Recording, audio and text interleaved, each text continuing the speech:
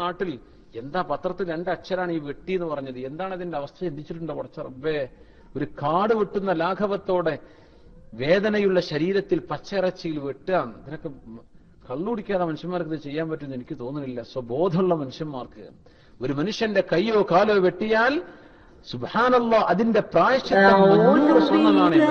4 ദീനാറിന്റെ 4 വിലമുള്ള സാധനം മോഷ്ടിച്ചാൽ ഇതാണ് മുറിക്കപ്പെടുന്നതാണ്. അള്ളാഹുവിന്റെ ശരീഅത്തിന് ഒരാൾ വന്നു, അള്ളാഹുവിന്റെ ഹബീബിന് മുമ്പിൽ കേസെത്തി, അതിന്റെ ഇവാലുവേഷൻ നടന്നു. നോക്കുമ്പോ കൈ മുറിക്കപ്പെടേണ്ട കേസാണ്. കൈ മുറിക്കാൻ പറഞ്ഞു തങ്ങൾ. പിന്നെ നബിയോട് കരഞ്ഞു. അപ്പൊ സ്വഹാബികൾ ചോദിച്ചു, നബിയെ, അങ്ങനെ അങ്ങേക്ക് സങ്കടമുണ്ടെങ്കിൽ ഇയാളെ കൈ മുറിക്കാതെ അങ്ങേക്ക് വിടാമായിരുന്നില്ലേ എന്ന് ചോദിച്ചു. അപ്പൊ തങ്ങൾ പറഞ്ഞു, ഈ മനുഷ്യനെ കൊണ്ടുവന്ന ആളെവിടെ? അപ്പോ എളാപ്പയാണ്. അൻത മാ അദ്ദബ്തഹു വമാ അഹ്സൻത തഅദീബഹു. നിങ്ങളുടെ സഹോദരന്റെ പുത്രനെ നിങ്ങൾ അച്ചടക്കം പഠിപ്പിച്ചില്ല, നിങ്ങൾ അച്ചടക്കം പഠിപ്പിച്ചുവെന്ന് നിങ്ങൾ വാദിക്കുന്നുവെങ്കിൽ അത് ശരിയായിട്ടുമില്ല എന്ന് പറഞ്ഞു. എന്തേ നബിയെ, എന്തേ നബി, നിങ്ങൾ എന്തിനാണ് ഈ മനുഷ്യനെ എന്റെ മുമ്പിലേക്ക് കൊണ്ടുവന്നത്? ഇയാൾ മോഷണക്കുറ്റം ചെയ്തുവെന്ന വിഷയം ശരിയാണ്. അത് ആരിൽ നിന്ന് മോഷ്ടിച്ചുവോ അവർക്ക് തിരിച്ചു കൊടുക്കുകയും അള്ളാഹുവിനോട് തൗബ ചെയ്ത് മടങ്ങുകയും ചെയ്താൽ അള്ളാഹു പൊറുക്കുന്ന കേസേ ഉള്ളൂ. ഇത് എന്റെ മുമ്പിലേക്ക് കൊണ്ടുവന്നാൽ ശിക്ഷ ഇതാണ്, കോടതിയുടെ മുമ്പിലേക്ക് എത്തിയാൽ ഇതിന്റെ ശിക്ഷ ഇതാണ്, എനിക്ക് ശിക്ഷ നടപ്പാക്കേണ്ടി വരും. എന്തുകൊണ്ട് നിങ്ങൾ എന്റെ മുമ്പിലേക്ക് എത്താതെ ഈ വിഷയം നിങ്ങൾക്ക് രഹസ്യമാക്കാമായിരുന്നില്ലേ എന്ന് റസൂലുള്ളാഹി സ്വല്ലല്ലാഹു അലൈഹി വസല്ലം. വിചാരത്തിന്റെ വിഷയം അല്ലാഹു തആല എത്ര ഹൈഡ് ചെയ്യാൻ ഉദ്ദേശിച്ചു നമ്മൾ മനസ്സിലാക്കണമെങ്കിൽ ഈ വ്യഭിചാരത്തിന്റെ 4 സാക്ഷികൾ എന്താ പറയേണ്ടതെന്ന് ആലോചിച്ചാൽ മാത്രം മനസ്സിലാകും. എന്താണ് ഇത്? അല്ലാഹു ലോകത്ത് ആരും പറയാൻ ഇഷ്ടപ്പെടാത്ത സംഗതിയാണ്. അല്ലാഹു തആല ഒരാളും ഇത് പറയരുത് എന്ന് അല്ലാഹുവിന്റെ തീരുമാനം. ഇത് അത്രയും വൃത്തികേടുകളാണ്. നമ്മുടെ നാട്ടിലൊക്കെ സംഭവിക്കുന്ന വിഷയങ്ങൾ നമ്മൾ ഗൗരവത്തിൽ ചിന്തിക്കണം. അത് വാർത്താ മീഡിയകളോ പത്രങ്ങളോ ഏത് രാഷ്ട്രീയ പാർട്ടികളോ ആരോ ആകട്ടെ, അതല്ല നമ്മുടെ വിഷയം. നമ്മൾ നാടുകളിൽ നടന്നുകൊണ്ടിരിക്കുന്ന സംഭവം എന്ന് പറഞ്ഞാൽ തിന്മയെ ഹൈലൈറ്റ് ചെയ്യുകയാണ്, അല്ലേ? ഒരു FIR എന്ന് പറഞ്ഞ ഒരു പ്രോഗ്രാം നിങ്ങൾ ശ്രദ്ധിക്കുന്നുണ്ട്.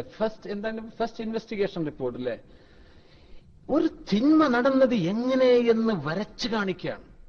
ഇതിപ്പോ എന്താ കിട്ടാൻ പോണത്? ചാനലുകാരൻ നല്ല ഇൻവെസ്റ്റിഗേഷൻ നടത്തി നമുക്ക് കിട്ടി. ബാക്കി നിരപരാധികളായി ചെറിയ മക്കളുടെ കുരുന്ന മനസ്സുകളിൽ എന്ത് കൺവേ ചെയ്യാൻ കഴിഞ്ഞു? എന്താ അവർക്ക് എന്ത് മെസ്സേജാ കൊടുക്കാൻ പറ്റിയത്? ഒരാളെ എങ്ങനെ കൊല്ലാം, ഇത് ശരിക്ക് കിട്ടി. എങ്ങനെയൊക്കെ തിന്മകൾ ലോകത്ത് നടക്കാം, ഇത് എങ്ങനെയൊക്കെ ഹൈഡ് ചെയ്യാം, ഇതെങ്ങനെയൊക്കെ ഇതിന്റെ എല്ലാ സീക്രസികളും വെളിവാക്കി കൊടുക്കല്ലേ? ഒരു കൊലപാതകത്തിനെ തുറന്നു കാണിച്ച് പച്ചയായി സമൂഹത്തിന്റെ മുമ്പിൽ അവതരിപ്പിച്ചു കൊടുത്താൽ അത് കിട്ടുന്നത് അതിന്റെ പോസിറ്റീവ് വശങ്ങളല്ല, നെഗറ്റീവാണ്. അൽഹംദുലില്ലാഹ്, അറബ് മുസ്ലിം രാജ്യങ്ങളുടെ പ്രത്യേകത അതാണ്. നമ്മുടെ ഇവിടുത്തെ പത്രങ്ങളിൽ ഈ വക സ്റ്റോറി കാണൂല. അത് ഒന്ന് ഇസ്ലാമിക സമൂഹത്തിന്റെ ഇൻഫ്ലുവൻസ് കൊണ്ടാണ്. അത് ചെയ്യാൻ പാടില്ല എന്ന ശരീഅത്തിന്റെ നിയമം. നിങ്ങൾ എന്തെങ്കിലും ഗൾഫ് ന്യൂസ് വായിക്കുന്ന ആളുകൾക്കറിയാം. അക്യൂസ്ഡ് ആരാണ്? ഇന്നാള് JR എന്നേ പറയുള്ളൂ. ആളെ പേര് പോലും മുഴുവൻ എഴുതൂല. ഇന്നാള് ഇതിൽ അക്യൂസ്ഡ് ആണ്, ഇന്നാൾ ഇത് ചെയ്തിട്ടുണ്ട്. അയാളെ പേരിന്റെ ആദ്യത്തെ അക്ഷരം രണ്ടാമത്തെ സെക്കൻഡ് നെയിമിന്റെ ആദ്യത്തെ അക്ഷരം, ഇത് മാത്രമേ ഏത് നാഷണാലിറ്റി എന്ന് വരെ ചിലപ്പോൾ തിരിയില്ല. അത്രേ വേണ്ടുള്ളൂ. ഇങ്ങനെ സംഭവം നടന്നു മാത്രം. അത് എങ്ങനെ അതിന്റെ വർണ്ണശബളമായിട്ട് അവതരിപ്പിച്ചിട്ട് ആളുകളെ, മനുഷ്യന്മാരെ വെറുതെ വിഡ്ഢികളാക്കുന്ന ഈ സ്വഭാവം ഇസ്ലാമിക ശരീഅത്ത് അംഗീകരിക്കുന്നില്ല. എന്തുകൊണ്ട് അംഗീകരിക്കുന്നില്ല എന്നതിന്റെ ഏറ്റവും വലിയ തെളിവ് 4 സാക്ഷികൾ ഉണ്ടെങ്കിലേ വ്യഭിചാര കുറ്റം ആരോപിക്കാൻ പാടുള്ളൂ. 4 സാക്ഷികൾ. മഹദി ഉമ്മുൽ മുഅ്മിനീൻ ആയിഷ റളിയല്ലാഹു തആല അൻഹയുടെ ഇഫ്കിന്റെ വിഷയത്തിൽ ഇറങ്ങിയ ആയത്ത് സൂറത്തുൻ നൂറിലെ 11 ആയത്തുകളെ സംബന്ധിച്ച് അല്ലാഹു പറയുന്നതാണ്. നിങ്ങൾക്ക് എവിടെ നിന്നാണ് തെളിവുണ്ടായത്? എന്ത് തെളിവെച്ചിട്ടാണ് നിങ്ങൾ ഈ ആരോപണം ഉന്നയിക്കുന്നത്? മുനാഫിക്കുകളായ ആളുകൾ അള്ളാഹുവിന്റെ റസൂലിന്റെ ഭാര്യ ആയിഷ ബീവി റളിയല്ലാഹു അൻഹയുടെ വിഷയത്തിൽ നിരപരാധിയായ മഹദിയെയും വെച്ച് മുനാഫിക്കുകൾ ഒരു പാട്ടാക്കി, ഒരു കളി, അവരൊരു അള്ളാഹുവിന്റെ റസൂലിന്റെ കുടുംബത്തെ വെച്ച് അമ്മാനമാടി. അള്ളാഹു തആല എന്ത് ഗൗരവത്തിലാണ് അത് വിഷയം അവതരിപ്പിച്ചത്? 11 ആയത്തുകളല്ലേ ആയിഷ ബീവി നിരപരാധിയാണെന്ന് പറഞ്ഞ ആയത്തിറങ്ങിയത്? 11 ആയത്തുകളാണ് പരിശുദ്ധ ഖുർആൻ. ഖിയാമത്ത് നാൾ വരെ ലോകം ഓതുന്ന ആയത്തുകൾ ആയിഷ ബീവി നിരപരാധിയാണെന്ന് എല്ലാവരും ഓതണമെന്ന്. ഇതായി അള്ളാഹുവിന്റെ തീരുമാനം. എന്താ സാക്ഷി പറയേണ്ടത്? ഞാൻ പറയുന്നത്, വ്യഭിചാരത്തിന്റെ ശിക്ഷ നടപ്പാക്കണമെങ്കിൽ ഒന്നുകിൽ ചെയ്ത ആളുകൾ ഒന്ന് സാക്ഷി പറയണം. അപ്പോഴാണ് ആ ശിക്ഷ, വിവാഹിതനാണോ അല്ലയോ, ആ ശിക്ഷ അതിനനുസരിച്ച് നടപ്പാക്കുകയുള്ളൂ. അല്ലെങ്കിൽ 4 ആളുകൾ സാക്ഷി പറയണം. 4 ആളുകൾ എന്താ സാക്ഷി പറയുന്നത്? ഇന്നാലിന്ന ആളും ഇന്നാലിന്ന ഒരുത്തിയും ഒരുമിച്ച് ഒരു റൂമിലേക്ക് കയറുന്നത് ഞങ്ങൾ കണ്ടു എന്ന് 4 ആളോ 50 ആളോ 500 ആളോ പറഞ്ഞാൽ ഈ ഓരോരുത്തരെയും 70 വീതം അടിക്കപ്പെടും എന്ന് ശരീഅത്തിന്റെ നിയമമാണ്. ഇനി പറഞ്ഞത് 2 ആളും ഒരു പുതപ്പിനടിയിൽ കിടക്കുന്നത് ഞങ്ങൾ കണ്ടു, എന്നാലും കിട്ടും 5000 ആൾ ഇതിന് സാക്ഷി പറഞ്ഞ 5000 ആൾക്കും 70 വീതം ഖദ്ഫിന്റെ അടിയടിക്കും. എന്തിന്? വ്യഭിചാര ആരോപണത്തിന്റെ ശിക്ഷ ഇവരെല്ലാവരിലേക്കും ഇസ്ലാം നടപ്പാക്കും. പിന്നെന്താ പറയേണ്ടത്? ഇവര് ശരീരം ഒട്ടിക്കടന്നു എന്ന് പറഞ്ഞാൽ പോലും അവർക്ക് വ്യഭിചാര ആരോപണത്തിന്റെ ശിക്ഷയാണ്. എന്താ അള്ളാഹു മനസ്സിലാക്കി? നമ്മളൊക്കെ ബുദ്ധിയുള്ള ആളുകളല്ലേ, ഇത് പറയല്ലേ. നീ പറയേണ്ടത് എന്താണ്?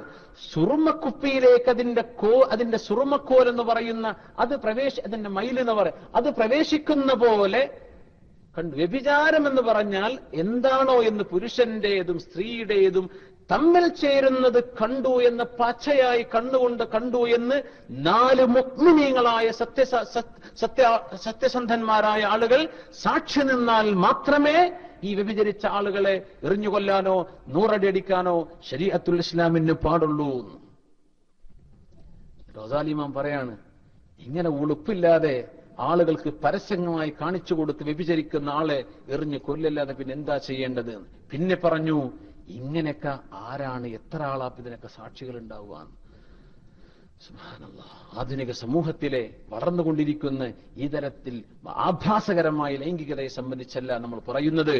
അച്ചടക്കമുള്ള ഒരു സമൂഹത്തിൽ നിന്നുകൊണ്ട് മഹാനായ ഇമാം ഗസാലി റഹ്മത്തുള്ളാഹി അലൈഹി പറഞ്ഞു, ഇതൊന്നും കാണൽ എങ്ങനെ കാണും? എങ്ങനെയാണ് ഇതൊക്കെ അറിയപ്പെടുക? ആരാണ് ഇങ്ങനെ പച്ചയിൽ ഞാൻ ലൈവായിട്ട് ഇത് കണ്ടു എന്നാ സാക്ഷി പറയേണ്ടത്? ഇത് പറയാൻ കഴിയില്ലേ? മിണ്ടാൻ പാടില്ല എന്നാണ്. പിന്നെ സാക്ഷി പോയിട്ട് മിണ്ടാൻ പാടില്ല. ഇത് പറയാനാ സാക്ഷി വന്നതെങ്കിൽ ഇവർക്ക് തിരിച്ച് അങ്ങോട്ട് ശിക്ഷയാണ്. ഖദ്ഫ്, വ്യഭിചാര ആരോപണത്തിന്റെ ശിക്ഷയാണ്.